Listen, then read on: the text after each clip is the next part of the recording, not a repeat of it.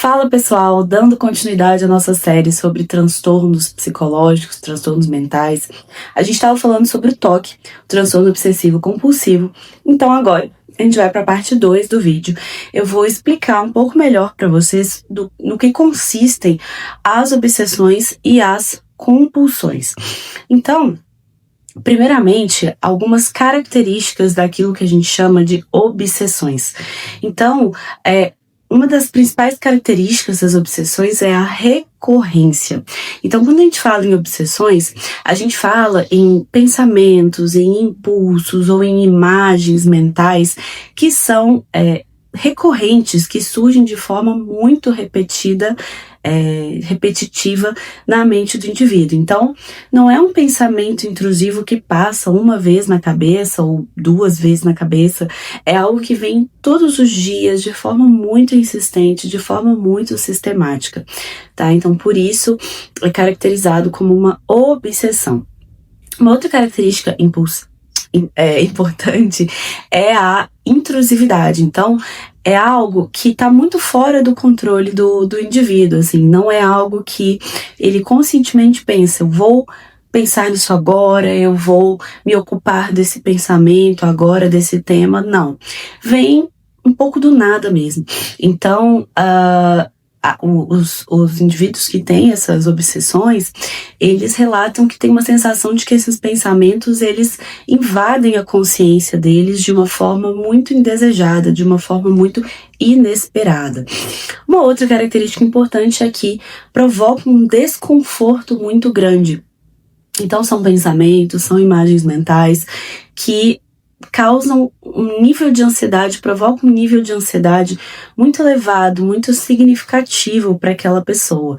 Então, por exemplo, uma pessoa que pensa que alguém da família dela pode sofrer alguma coisa, ou que ela mesma pode cometer algum ato contra uma pessoa, aquilo fica vindo na cabeça dela de forma repetida, de forma intrusiva e provoca um grande sofrimento, uma grande ansiedade. Não é como se ela conseguisse deixar de lado esse pensamento e viver a vida dela. Não, aquilo realmente provoca um nível de sofrimento muito alto. E uma quarta característica importante é a resistência. Então, o sujeito, como eu falei, ele não consegue se livrar daquilo, ele até tenta ignorar, simplesmente suprimir esses pensamentos, essas obsessões, mas ele não consegue. Isso é muito resistente na mente dele e ele, de fato, fica lutando contra aquilo ali, o que aumenta esse sofrimento de forma bem significativa. Vou dar alguns exemplos de tipos de obsessões para que fique mais claro para vocês do que se tratam essas obsessões. Então, a gente tem um dos tipos mais comuns, que é a obsessão por contaminação. Então, são pessoas que têm um medo excessivo de que algo possa estar sujo, de que algo possa estar contaminado, sentem muito medo de germes, de serem contaminados por substâncias perigosas, mesmo quando eles estão em um ambiente limpo, eles veem a superfície sendo limpa, mas existe essa obsessão, esse pensamento insistente de que pode haver ali uma contaminação. Esse tipo de obsessão, ele foi um tipo que piorou, se agravou bastante quem tinha esse tipo de obsessão. Houve um agravamento geral no período da pandemia, porque era o tema que circulava na mídia, que circulava na sociedade, estava todo mundo com muito medo dessa contaminação. Então imagina quem já tinha essa obsessão. Ficava com mais medo ainda, porque isso de alguma maneira se materializou, isso ficou mais real durante esse período de pandemia. Então esse é um tipo comum. Um outro tipo comum é a assimetria. Então, pessoas que têm uma necessidade muito intensa de ter as coisas perfeitamente alinhadas, perfeitamente em simetria, em ordem. E aí, de novo, às vezes é por isso, né, que o senso comum confunde pessoas que gostam, que têm uma mania ali de organização, com pessoas que têm um toque. No toque, essa simetria, essa necessidade de simetria, de ordem, ela é tão intensa que vai provocar prejuízos muito significativos na vida da pessoa. Então, muitas vezes, é uma pessoa que, se ela não tem todos os livros da estante dela perfeitamente alinhados, em ordem alfabética, sem nada ali fora, minimamente fora do lugar, ela não consegue sair de casa, ela não consegue trabalhar. Ela precisa conferir essa simetria inúmeras vezes até que ela tenha certeza absoluta de que está tudo em perfeita ordem. Então, toda vez que a gente analisa uma obsessão, a gente precisa tomar muito cuidado, entender a intensidade daquele pensamento, a intensidade e o nível de prejuízo que aquilo está gerando para o indivíduo. Não é uma simples necessidade ou mania de organização, tá? Um outro tipo de obsessão é a obsessão por dano. Então, são pessoas que sentem muito medo de que aconteça algum dano com si próprias ou com pessoas próximas, ou que elas mesmas possam causar algum dano em alguma pessoa, ainda que ela não seja uma pessoa violenta, não tenha nenhuma motivação clara para provocar algum dano em outra pessoa. Ela sente muito medo que ela possa ter algum impulso, alguma ação impulsiva e de repente machucar alguém. Então existem casos de mães ou pais, por exemplo, que se sentem muito afligidos por terem muito medo de fazer alguma coisa contra o seu filho, contra o seu bebê, de pegar uma faca e esfaquear a criança. São medos de alguma forma bem irracionais, porque a pessoa nunca pensou em fazer isso de fato, ela não tem nenhuma razão para isso, ela não é uma pessoa violenta, mas esse pensamento intrusivo fica vindo na cabeça dela e ela tem muito medo de que em algum momento ela ceda a esse impulso e ela venha de fato a causar dano a alguém. E um outro tipo comum também de obsessões são as obsessões religiosas. Então, são pessoas que têm uma fé forte ali, uma crença religiosa, e elas começam a ter pensamentos intrusivos relacionados à blasfêmia ou a pecado. Então foi o exemplo que eu dei no outro vídeo, de pessoas que às vezes imaginam que vão ter uma relação ali com um padre ou com alguém que elas não podem ter. Isso é um pensamento intrusivo que provoca muito medo, muita ansiedade pela pessoa. Ela realmente sente medo de que esse pensamento intrusivo dela se concretize e isso signifique que ela está cometendo algum pecado ou algum ato ali que a religião condenaria. É importante destacar que, em geral, nessas obsessões existem traços muito fortes de perfeccionismo, de obsessividade, por isso o termo, né, obsessão. Então, assim, a pessoa, ela tem uma sensação, né, de pressão ou de urgência para realizar determinada ação ali. Muitas vezes é uma ação indesejada, mas isso surge de uma forma intrusiva, de uma forma insistente na cabeça dela, e ela não consegue se livrar daquele pensamento, daquela imagem, daquela ideia de que ela vai cometer algum ato ou de que algo pode acontecer. Esses impulsos, né, eles são frequentemente acompanhados, então, desse medo intenso, dessa ansiedade muito intensa, que as pessoas que sofrem isso, elas relatam que tem uma sensação de que vão perder o controle mesmo, de tão intensa que é essa sensação advinda dessa obsessão. Ao mesmo tempo que existem pensamentos obsessivos, existem imagens obsessivas também. Então, são também pensamentos, mas que se manifestam na imaginação daquela pessoa em forma de imagem. É diferente das alucinações, porque a pessoa ela não tem uma alteração senso-perceptiva ali, ela não está visualizando de fato coisas acontecendo, mas ela tem uma imaginação muito forte de algum evento, de algum episódio indesejável, mas que vem na mente dela de forma intrusiva. Então, são essas imaginações vívidas, intensas, que acabam vindo na mente do indivíduo e que podem envolver tanto cenas violentas, quanto sexuais, quanto cenas que são socialmente condenáveis, inadequadas. Isso provoca um grande desconforto nessas pessoas, tá? Provoca um impacto emocional muito grande também, porque a pessoa fica se vendo ali, tendo que lidar com essas imagens indesejadas, tendo que conviver com aquilo, e ela pode desenvolver alguns comportamentos compensatórios como uma tentativa de se livrar dessas imagens. Geralmente essas imagens também acontecem de uma forma repetida, assim como os pensamentos obsessivos, de uma forma intrusiva, considerada incontrolável por aquela pessoa, e isso dificulta muito que esse indivíduo consiga se concentrar, consiga realizar suas tarefas do dia a dia, porque ele fica ali o tempo todo sendo invadido por essas imagens muito desagradáveis. Isso então são as obsessões, essa é uma explicação sobre essas obsessões, tanto pensamentos quanto imagens. E agora a gente vai falar um pouquinho sobre as compulsões.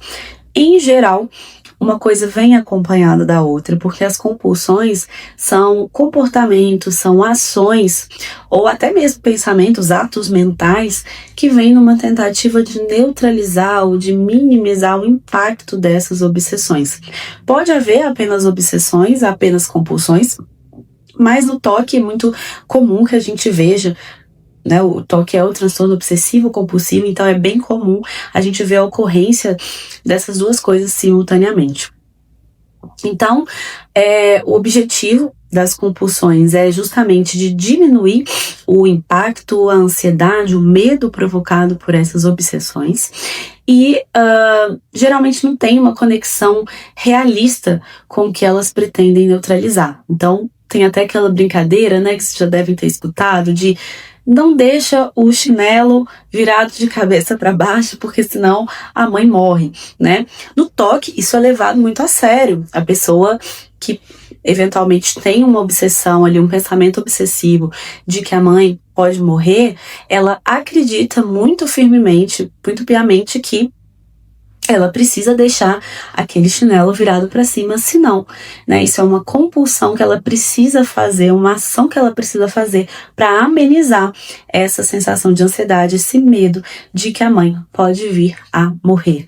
Então, em geral, as compulsões, elas não têm uma conexão direta com o evento temido, com a obsessão que a pessoa tem, mas ela acredita que esse comportamento pode de alguma maneira neutralizar ou minimizar a chance de ocorrência daquela previsão, daquela obsessão dela, tá?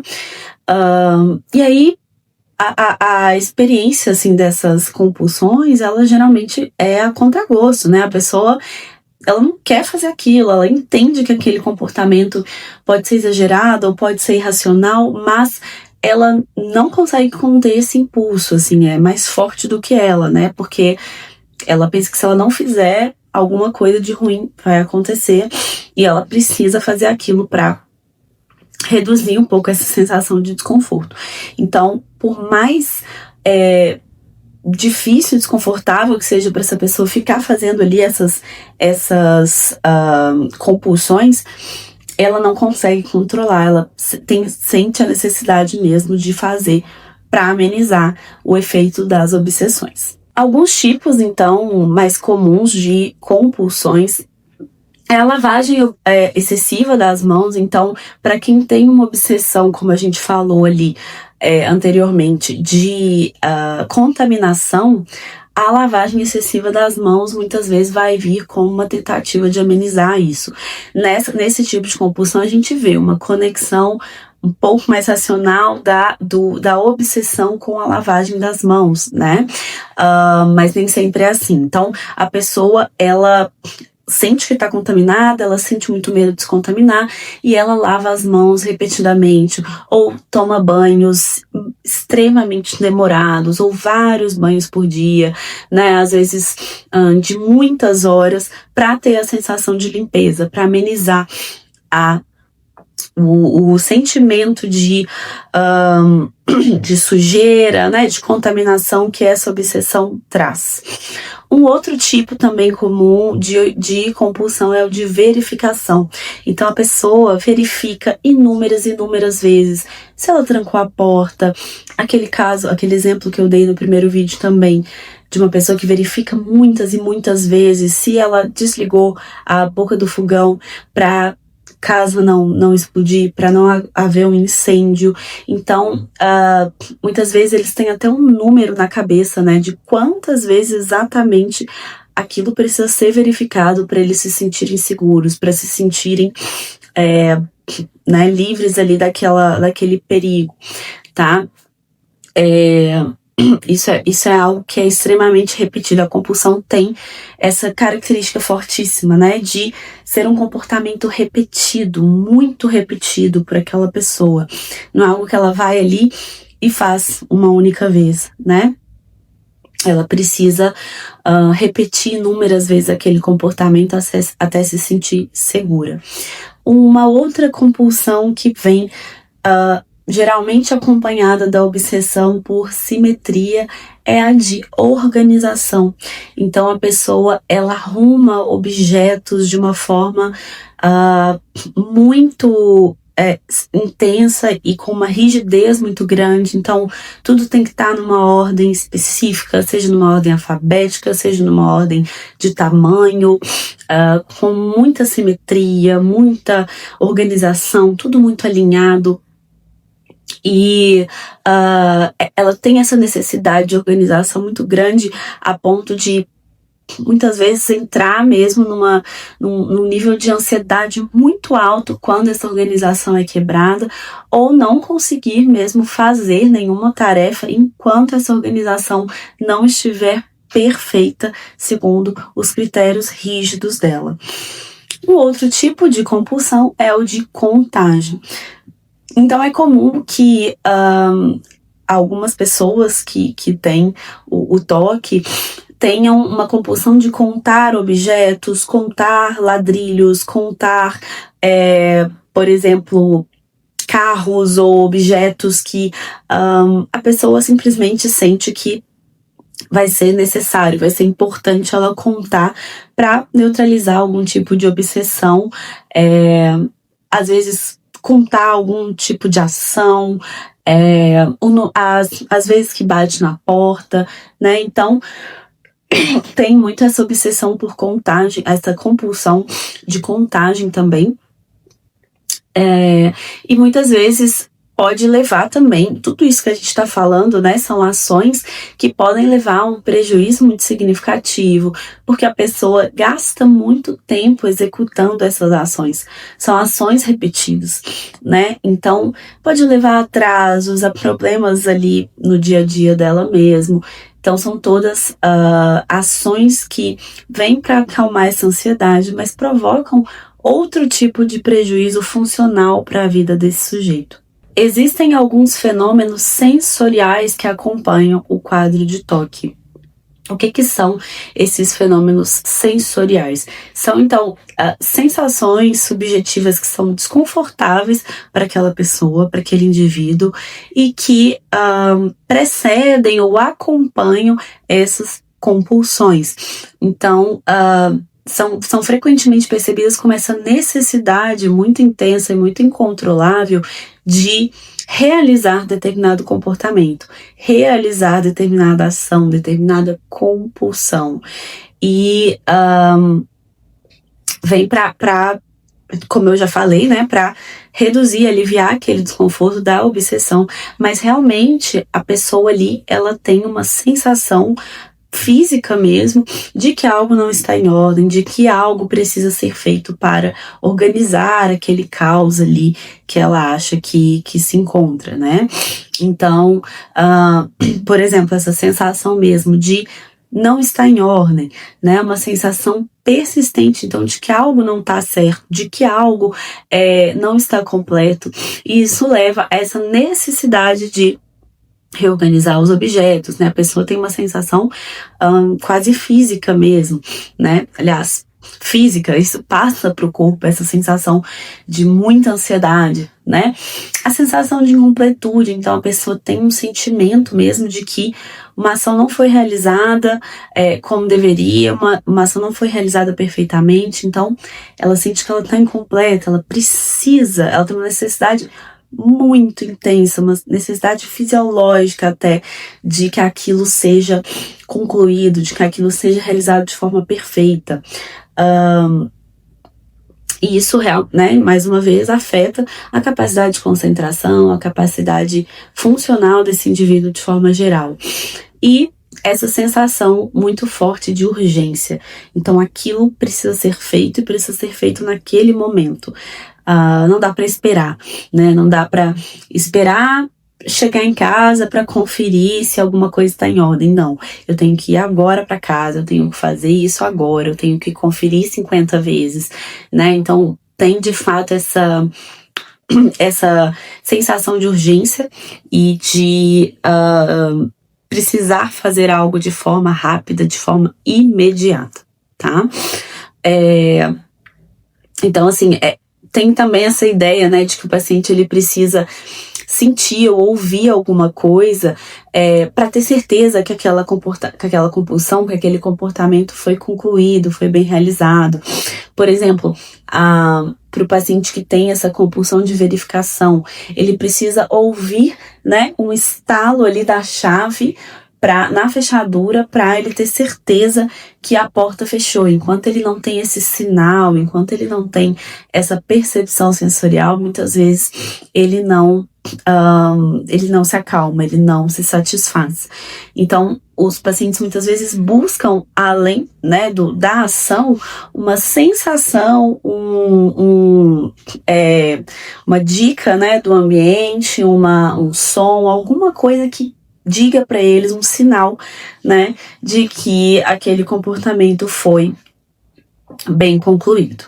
E aqui eu estou exemplificando as compulsões com ações, com comportamentos visíveis, mas muitas vezes a gente pode ter comportamentos, compulsões que não são visíveis, que são atos mentais. Então, por exemplo, para um paciente que tem uma obsessão religiosa, com algum conteúdo religioso, ele tem uma imagem mental ali que aparece na cabeça dele, de que ele está cometendo algum pecado, de que ele está fazendo alguma coisa errada, aquilo aparece de forma insistente, ele pode ter uma compulsão de rezar na cabeça dele, é um ato mental de rezar 25 Pai Nosso, 25 Ave Maria, né? Enquanto ele não reza esses 25 Pai Nosso e 25 Ave Maria, ele sente que ele continua pecando, que ele não tem, ele não neutralizou essa obsessão. Então, a gente fala de obsessões enquanto comportamentos visíveis, mas também enquanto atos mentais, enquanto pensamentos que podem vir na tentativa de neutralizar essas obsessões também. Bom, como o TOC é um transtorno muito complexo, que envolve muitas variáveis e muitas explicações detalhadas, eu vou deixar para falar sobre o tratamento e as escalas, os instrumentos de avaliação do TOC em uma parte 3 desse vídeo, dessa série sobre o transtorno obsessivo compulsivo. Espero que até aqui esteja dando para entender alguns mitos e algumas verdades sobre esse transtorno, que tem muitos mitos ao redor dele. E se ainda tiver alguma dúvida, ainda tiver restado alguma questão, alguma indagação, deixa aqui nos comentários para mim, que eu vou ter o maior prazer de responder. E aguardo vocês para o próximo vídeo. Um beijo!